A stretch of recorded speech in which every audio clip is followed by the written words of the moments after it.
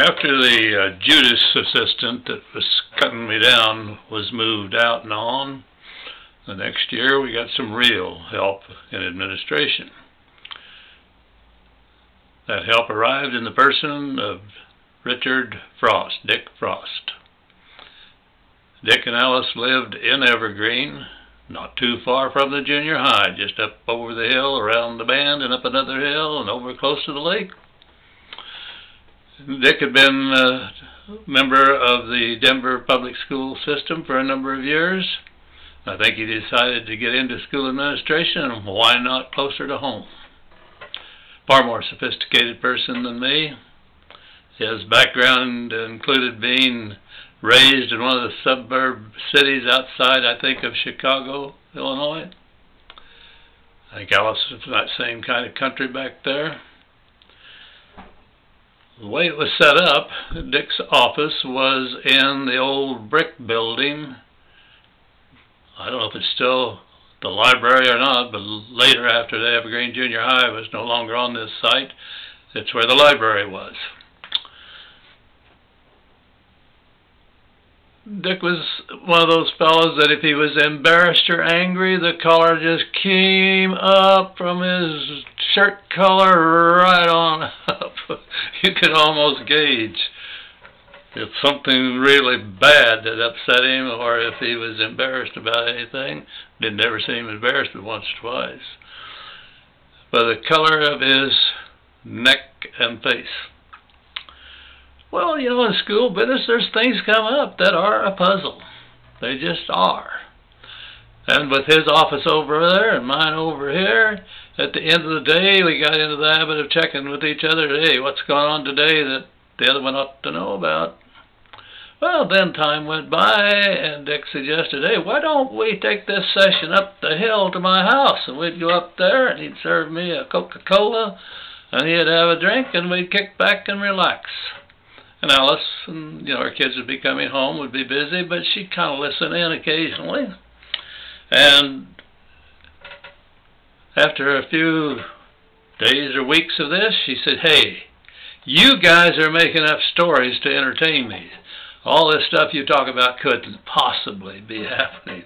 Oh, no, Alice. We are not making up stories.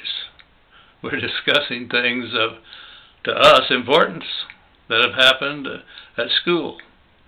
Well, some of those things were mysteries. And one of the mysteries that drove us nuts.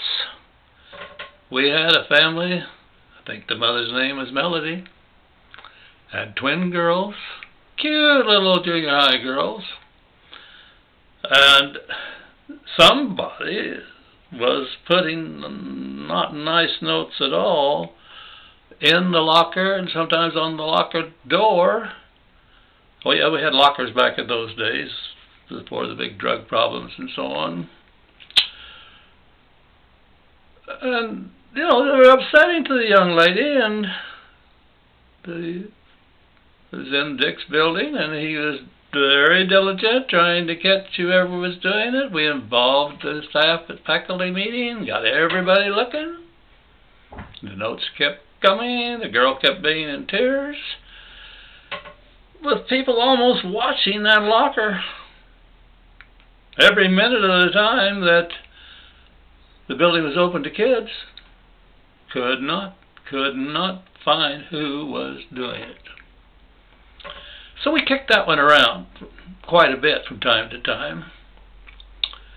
We got help for the child. I don't remember, you know, I tried to do a little counseling, and we, I think, had an outside counselor, I'm not sure, but never solved it.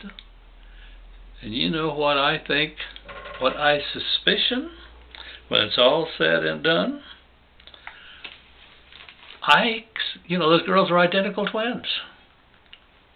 I can't remember how Melody dressed them, but it was some sort of a pattern that just what they had on wouldn't tell you for sure who was who. I got to wondering later, do you suppose that the other twin had a little something going on between her and her twin, wanting to torment her, that she might be putting those notes on? And nobody would ever realize to be watching when, well, looks like that's the girl as the locker goes by. I don't know.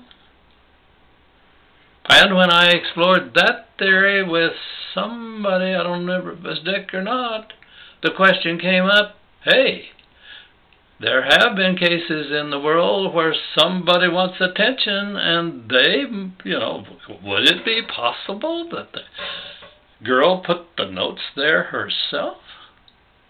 Never solved that one. Never will. They were from a fine little family, and I bet those girls have had good lives. I hope that the notes didn't cause anybody any real trouble down the line in adult life.